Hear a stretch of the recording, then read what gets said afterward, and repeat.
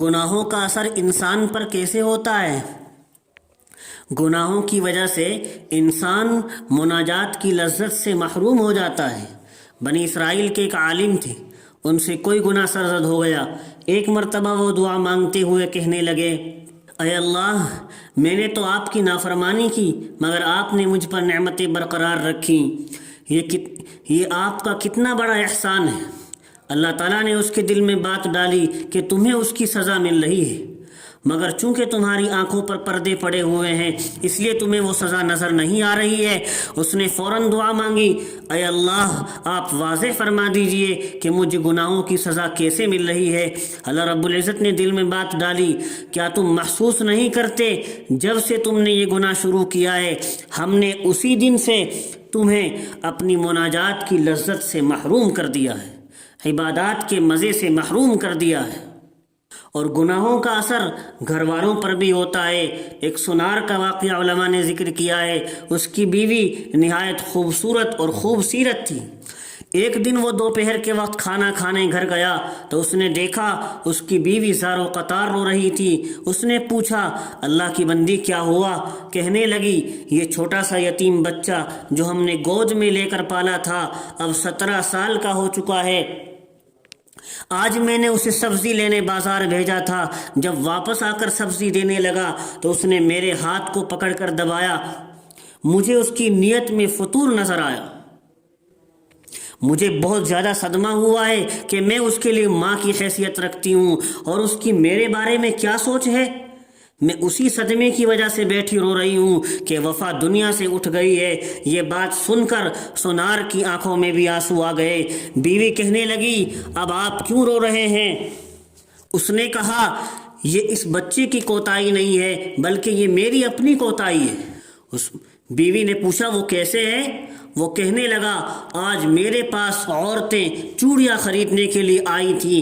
ان میں سے ایک عورت چوڑی پہننا چاہتی تھی مگر اس سے پہنی نہیں جا رہی تھی۔ اس نے مجھے کہا، آپ مجھے چوڑی پہنا دیں۔ جب میں نے اسے چوڑی پہنائی تو مجھے اس کے ہاتھ اچھے لگے، اس لیے میں نے چوڑی پہنانے کے دوران اس کے ہاتھوں کو شہوت کے ساتھ دبا دیا تھا۔ اس کا نتیجہ یہ نکلا کہ میری بیوی کا ہاتھ کسی اور نے شہوت کے ساتھ دبا دیا۔ جیسا ہم نے دوسروں کے ساتھ کیا ہے ایسا ہی ہمارے بیوی اور بچوں کے ساتھ ہو رہا ہے۔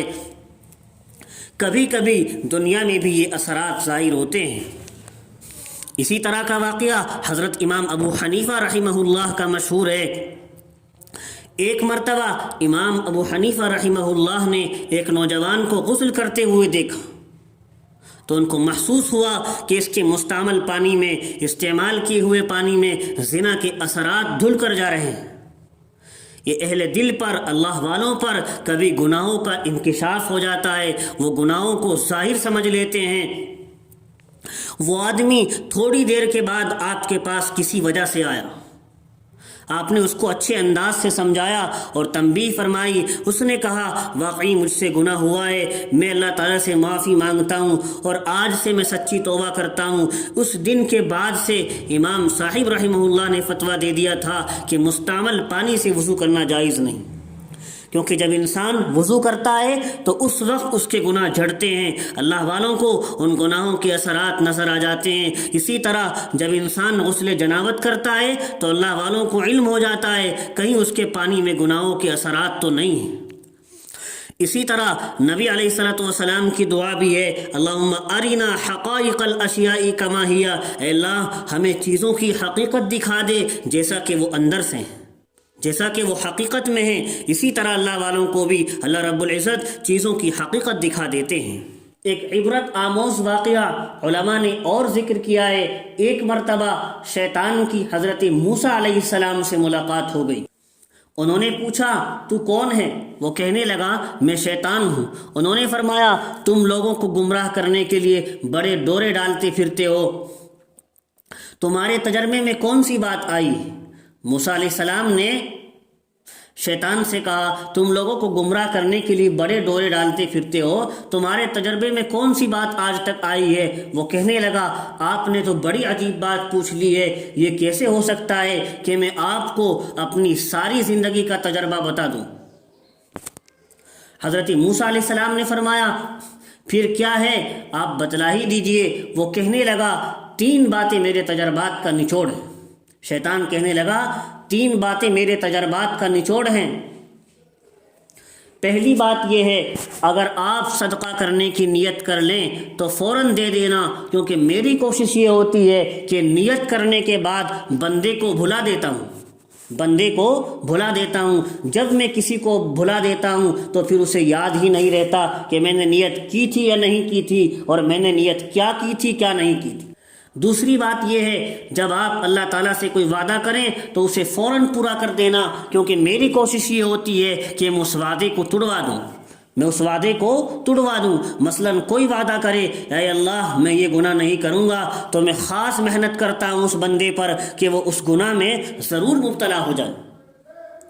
تیسری بات میرے تجربات کا نچوڑ یہ ہے، کسی غیر محرم کے ساتھ تنہائی میں نہ بیٹھنا، کیونکہ میں مرد کی کشش عورت کے دل میں پیدا کر دیتا ہوں، اور عورت کی کشش مرد کے دل میں پیدا کر دیتا ہوں۔ میں یہ کام اپنے چیلوں سے نہیں لیتا، بلکہ بذات خود یہ کام کرتا ہوں۔ ابلیس کہہ رہا ہے موسیٰ علیہ السلام سے، میں یہ کام بذات خود اپنے آپ کرتا ہوں، اپنے چیلوں سے بھی یہ کام نہیں لیتا۔ ایک بزرگ کا واقعہ علماء نے ذکر کیا ہے، وہ کہیں جا رہے تھے، انہوں نے شیطان کو ننگا دیکھا، ان لوگوں کو ظاہر ہو جاتا تھا۔ انہوں نے کہا اے مردود، تجھے آدمیوں کے درمیان اس طرح چلتے شرم نہیں آتی؟ وہ کہنے لگا خدا کی قسم یہ آدمی ہے ہی نہیں۔ اس شیطان کے قول سے نصیحت حاصل کرنے کی ضرورت ہے۔ شیطان نے ان بزرگ کو کہا خدا کی قسم یہ آدمی ہے ہی نہیں، اگر یہ آدمی ہوتے تو میں ان کے ساتھ اس طرح نہ کھیلتا جس طرح لڑکے گیند سے کھیلا کرتے ہیں۔ آدمی تو وہ لوگ ہیں جنہوں نے ذکر اللہ کے ذریعے سے میرے بدن کو بیمار کر دیا۔ آدمی تو وہ لوگ ہیں جو اللہ کا ذکر اتنی کثرت سے کرتے ہیں کہ ان کے اللہ کے ذکر کرنے نے میرے بدن کو بیمار کر دیا۔ ایک مرتبہ شیخ عبد القادر جیلانی رحمہ اللہ جنگل میں مراقبہ کر رہے تھے، اچانک ایک نور ظاہر ہوا، ایک روشنی سی ظاہر ہوئی جس نے ماحول کو منور کر کے رکھ دیا۔ حضرت رحمۃ اللہ علیہ متوجہ ہوئے تو آواز آئی، اے عبد القادر جیلانی، ہم تیری عبادت سے اتنے خوش ہیں کہ ہم نے تم سے قلم اٹھا لی، اب تو جو چاہے کر، تیرے گناہ تیرے نام اعمال میں نہیں لکھے جائیں گے۔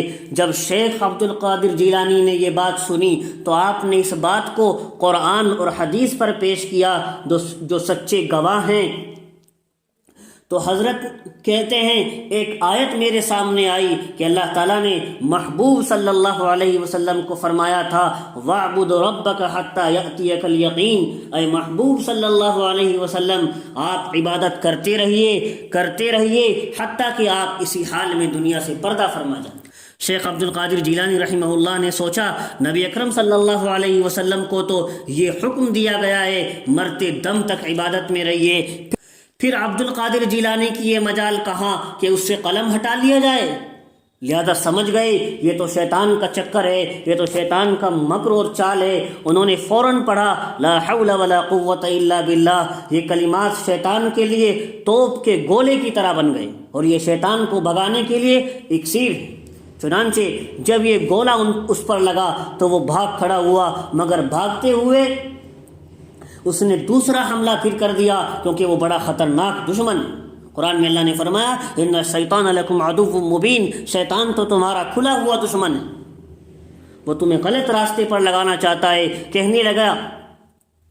شیطان کہنے لگا عبد القادر جیلانی میں نے اپنے اس حربے سے ہزاروں اولیاء کو دھوکے دیے ہیں، مگر تو اپنے علم کی وجہ سے بچ گیا ہے۔ عبد القادر جیلانی نے پھر فرمایا لا حول ولا قوت الا باللہ، اے مردود میں اپنے علم کی وجہ سے نہیں بچا بلکہ میں اپنے پروردگار کے فضل کی وجہ سے بچ گیا ہوں۔